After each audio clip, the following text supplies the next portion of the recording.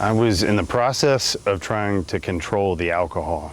And so what that meant for me was maybe one day I'd wake up and I'd drink like just a couple in the morning, just a couple in the evening. And that worked for a couple of days. And then I would, on that Friday, Saturday, Sunday, I'd just go all out. It was a bender weekend. Well, that was every weekend. And then I tried to control like who I spoke to. So I'd lock my door, and then I put my bed frame on the ground so that I wouldn't trip over and put another hole in the wall or something, So I was trying to control everything when I had no control. And what that took was soon after that, and I'd gotten a DUI in the past, but soon after that, I went a night, decided to drink, and drove to a couple of bars and drank so much that I had a blackout stage. The next morning I woke up and I was in a gas station sitting next to a dryer and didn't know how I got there. Now those memories came back, but they came back later. That's one of the worst parts of drinking, is when things come back to you. So I get to work and there were no consequences. I got to go back to my job and do what I was supposed to do. Now I didn't have a car. We never found that car. We don't know where it is. But I had, my phone, my wallet, my keys. So everything on the surface was fine. I wasn't in trouble. I didn't hurt anybody. Could have, but it didn't. And no one wanted to punish me for that. They wanted to slap me on the hand and say, "Oh, that guy likes to drink." I'm not married, and I don't have any children that I know of. So, I would drink. That was my thing. It was a blast, it was a good time. Till I woke up the next morning and had a couple messages from the people that I had pissed off by yelling at or saying something stupid to. So I asked for help. They sent me to a doctor, my dad, and he had said that a therapist would be a great idea, and I refused to go to a therapist because I needed more. It wasn't that I balked at the idea of talking to someone. I needed structure, and a therapist with an hour session and then me back out in the world again, that just didn't make sense to me. So they sent me to Columbus, Mississippi, to a place called the Pines in Katy Hill, and I spent the next 90 days enclosed with another group of guys that talked and spoke all about sobriety, and we spent time with specialists. We did group therapies. We went to meetings outside of our little rehab, to be introduced to a 12-step program. So I got the specialty side of it to dig deep in here, but then I was introduced to the 12 steps, which helped me build a design for living outside of those walls. For me, the 12 steps meant that I had the tools necessary to just live a better life and become a better human being for the long term.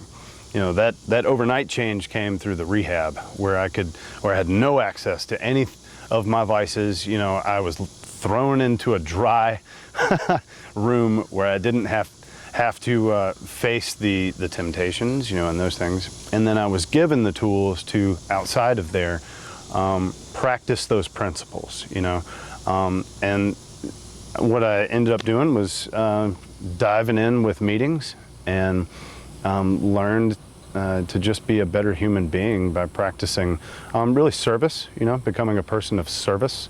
And now I don't know what my purpose is in life. Asking somebody, we did a video on that, asking somebody what their purpose is kind of daunting, because we got a lot we want to do, and I'm an addict, so I go from one thing to the other. But what I've found passion for right now is being sober and spreading a message of sobriety. So, amazing.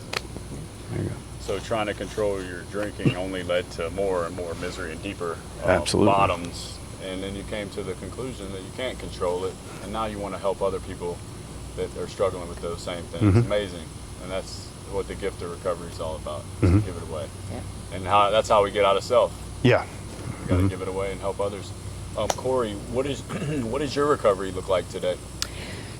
It's amazing. Like Mason said, he went to Columbus. I went to a different facility than he did. I went to an all-women's facility, recovery house. And that place just was a godsend. There were not 5 minutes that we weren't doing something recovery related. We did groups. We did, the most profound thing that I got to do there was a trauma therapist. I got to see her once a week, and that was vital to my recovery, because I had a lot of trauma from my past that kept me sick. That kept me sticking needles in my arm, going for those bottles. So that was really vital for me. And then, you know, learning how to be a productive member of society. You know, get a job, work your job, show up, do a good job, you know, and then being able to get out on my own for just the second time in my life. You know, I got my own place.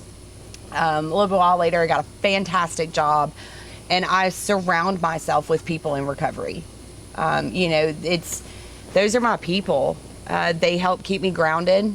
You know, I have this group of women, and, you know, also Nason, that I can talk to about anything, and I don't have to hide who I am. I don't have to hide my emotions. If I'm having a shit day, I can, you know, reach out to those people and say, look, this is what's going on in my mind, and they're going to talk me off that cliff.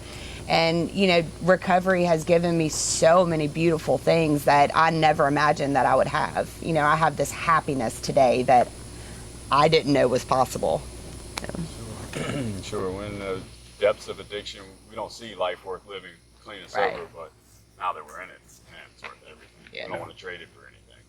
All right, well, that's amazing. So, Nathan, if you had something you wanted to tell somebody that's struggling, somebody has that ambivalence, they want to do something different. They know they need to change something in their life, but they're just trapped. They're stuck in their mind. They're stuck in that addiction.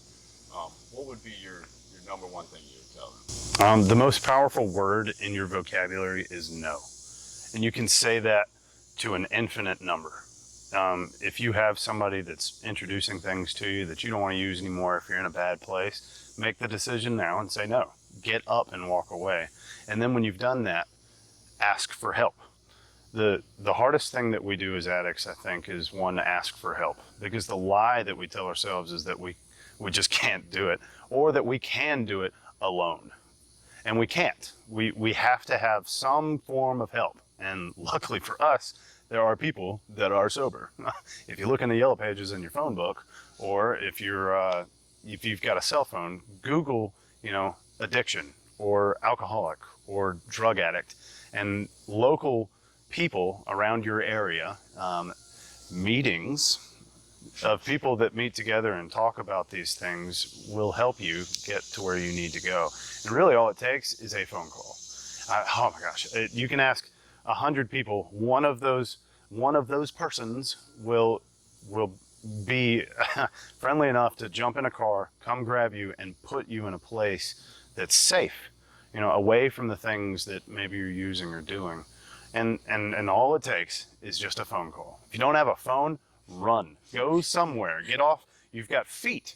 These are amazing tools that help you move.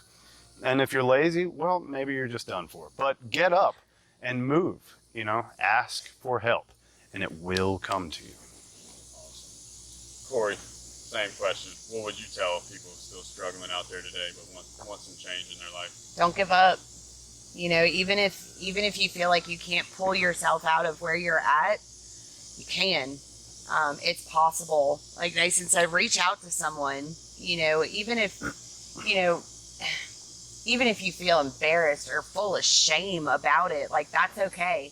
You know, the embarrassment I had going to a rehab again for the third time, you know, it took a lot of, you know, I had to humble myself big time and push that pride aside and say, I need help or I'm going to die.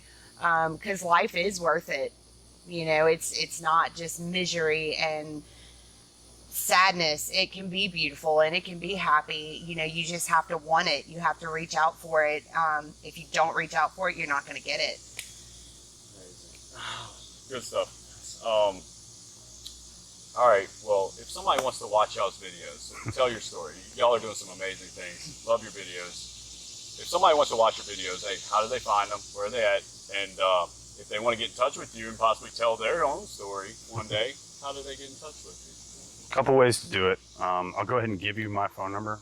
It's 601-761-1216. They can reach out to us via our YouTube channel, which you will not be able to find if you go into YouTube search. We don't have 1 million subscribers. So you would have to go to our URL. It's youtube.com/c/tellyourstory. They can find the channel there, and they can learn more about us, and they can probably contact us via Facebook if you want to find us. I'm under Philip Stevens. Corey Matthews. Yeah. So tell your story on YouTube, and then they have the exact URL that they can punch in now. That's amazing. Well, thank y'all for coming today. Thank you. Telling your story. Yeah.